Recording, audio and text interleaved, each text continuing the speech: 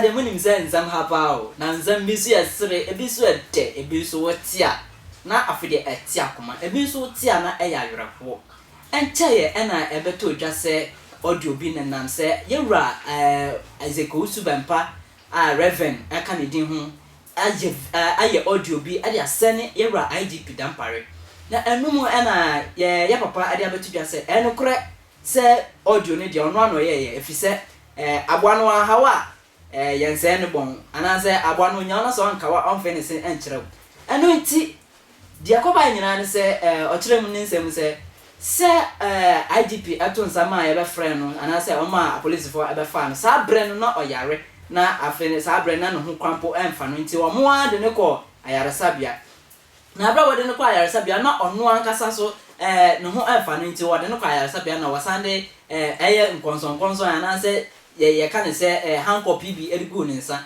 na enu achi no wa bra ne oda ne yare mpa so nyina Handcuff egu ne nsa ma ye miemu pin ama ebi atwa ne nsa enu nti ena ma ono so eye den eye sa audio no ede ma yewra IGP ena ode sa nsem we ede ba yenko ne kwatie nsem a yewra ede tuja bebre na ya there are some of the voices you have heard that I want to confirm to you that it is my voice. Some of them. There are some of them too, they are not mine. Now, that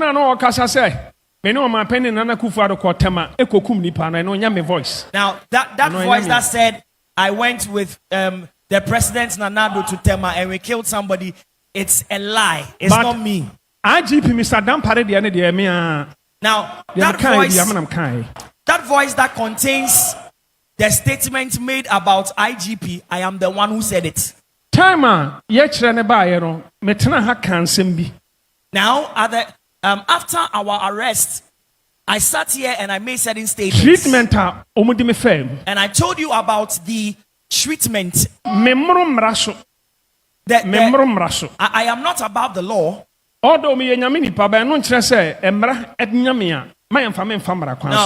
although I am a man of God, it does not mean when I falter or I am found on the other side of the law, I should not be treated in accordance with law.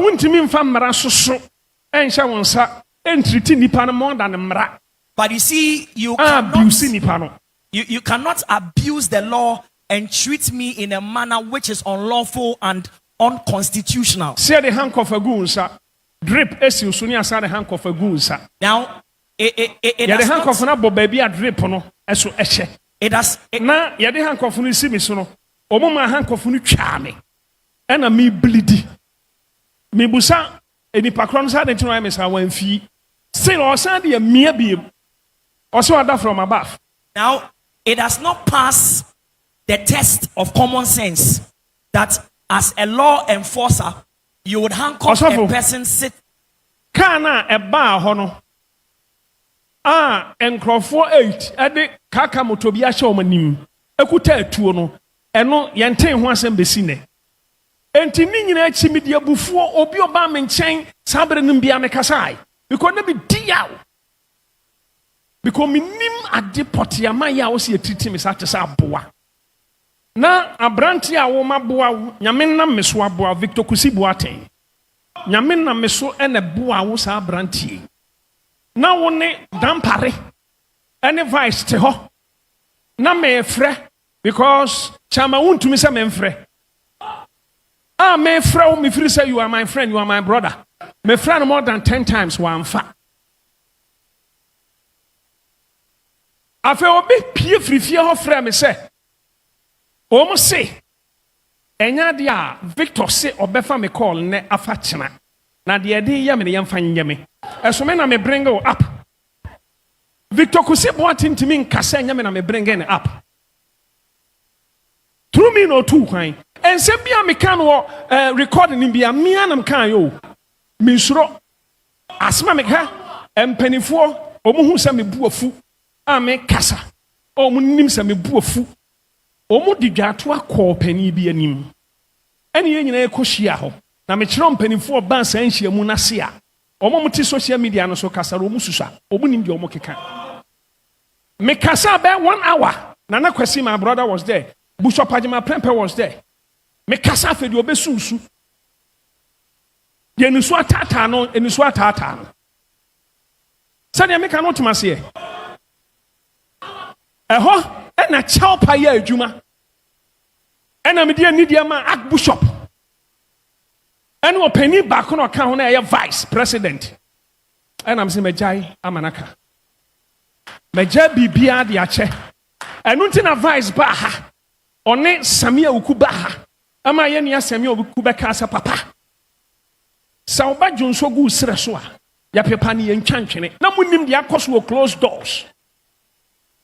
Mr. Fred Owari me witness munim panifo munim hia because man kasa hu said ye course no entwa yie na me dia bufuo kasa old video and old audios 2 years ago me dia bufuo sa time no obi aba me ncha na me kama asem kire no MPP form panifo NDC form panifo upie ya o start ya na me amaje mekani ya because na me diaw in fact me kasai enti minsro enti sa voice na mobobo no 2 years ago me bufuo voice na mobobo mo pa mo mra mesa kam mo kra na mo nsam play mo nsam mo hallelujah enti unam na te san sam we bia eye monguo o mo firi so mbe ye we ama me buafu na ma overreact ba me se ma jade ache me ni oru Dampare ni problem biem ebre bia atwa me de ode ye me na me ni no problem me de she me tirim se me ni bibi e wo sunsun but e chop na course no majai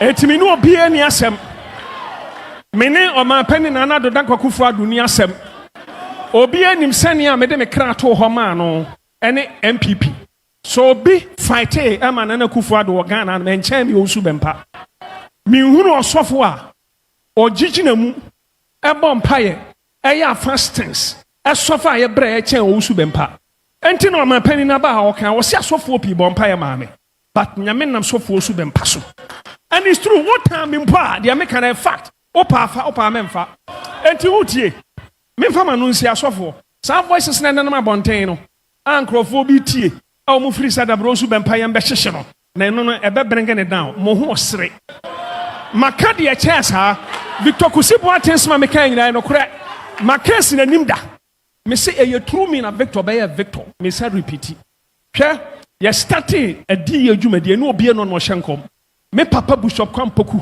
ono ena nyame fa no so bring me up e won commission sa tam na ye opoku nsia pe na hyenkom me pe odifo a sa tam na hyenkom Salifu amuakom nyina Bishop Salifu amuakom nyina omo fa me na ase me ka so omo fa me na ase nyame na metete wo mo but omunya prophetic impartation from me ho and it's true one organ and mo yo difo one family nasi na duru tembia na me pese me kasa ya mumpo aha you better na Ghana konya so aha and be kire whether you like it or not opa giru peso amanyini I rest my case amen yeah we ane nsam a yewura no ade tudwa sane me kan no me se Ghana ha nsam ha na mbom odi attention TV a odi asem me pa cha okofolo like it na pia share afi for comment for bra na ma afoforo so enhu ne e ko me am di dwumedi ho cha me din ade amansan cha me akwasi mensa